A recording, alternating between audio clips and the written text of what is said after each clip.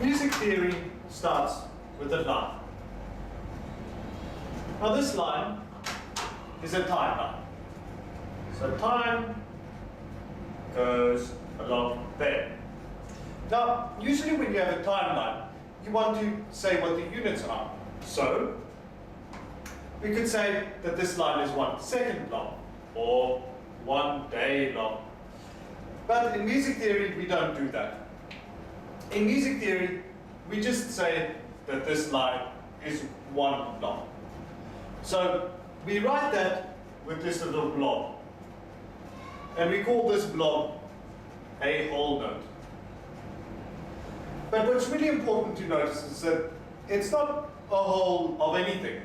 It's just a 1. A 1 over 1.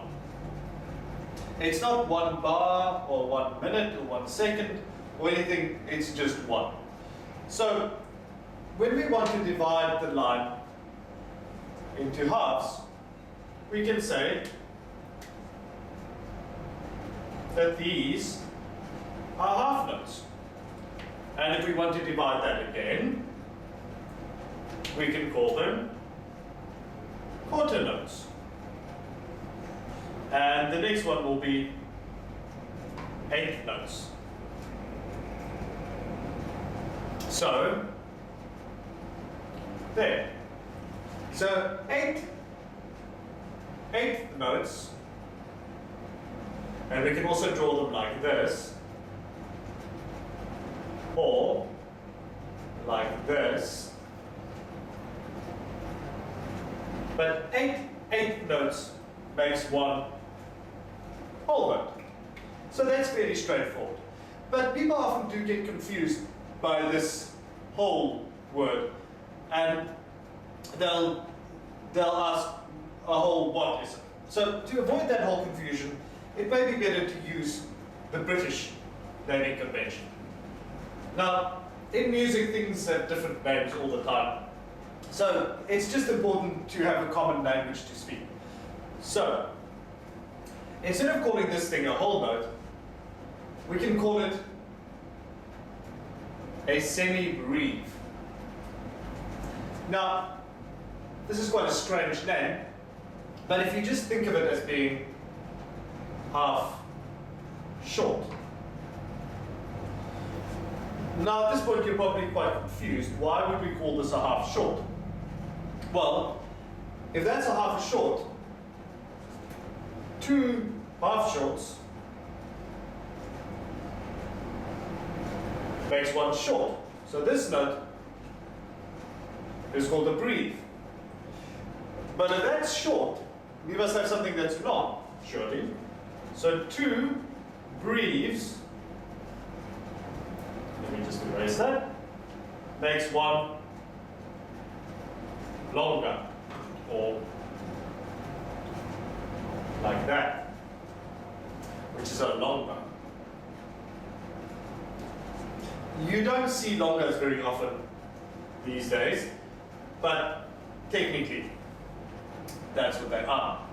Now, if we divide a semi-breve, let me just erase this as well, just to avoid confusion. If we divide a semi-breve in half, we get this thing, which is a minute. So there we have it. We have the shortest note, the minim, semi-breve, breve, longer. So it divides nicely like that. So these are the white notes. And in French, actually, this one over here is called a blanche, which means white. This note over here. So, it makes sense that in French, the longest of the blank notes would be a noir, and that's what it is.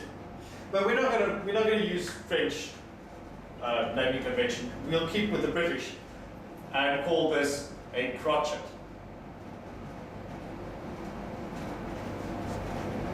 And when we divide crotchets, into half, we add these little flags, as you saw earlier.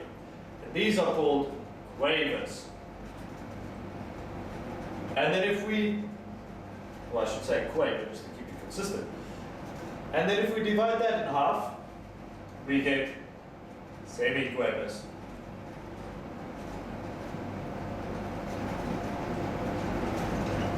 And then the fun starts, because if we divide semiquavers in half, we get demi-semi-quavers, which would be, well, let's finish this over here.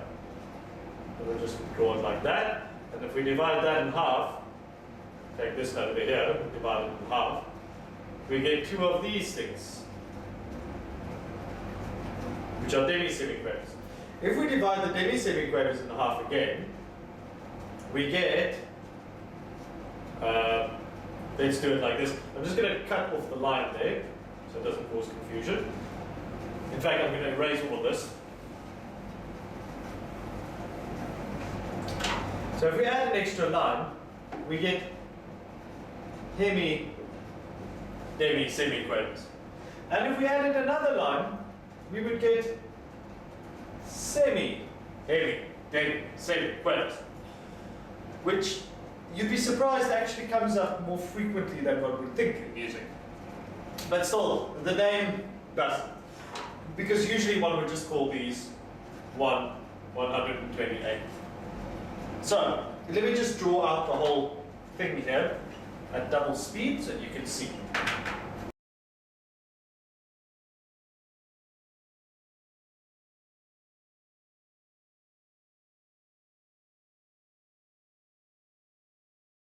Okay, so that's the whole system laid out there.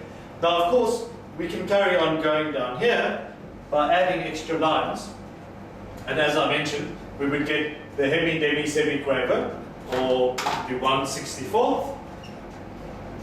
And then the next one would be the 1/128th, which I'm not sure if you can see down there at the bottom, which would be the demi-semiquaver. Now, one thing to notice, breathes are quite rare in modern notation. Longas you almost never see. Semi-breathes are quite common. But it's actually more common to see 1/128th notes than longas in modern notation.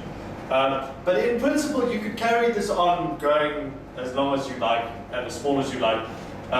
It's just that you don't really need much more than that. But the most important thing to realize is that when we call a semibreve a whole note, it's not a whole of anything. It's just one whole note for the principle, for the naming convention. And that is all you need to know about note names.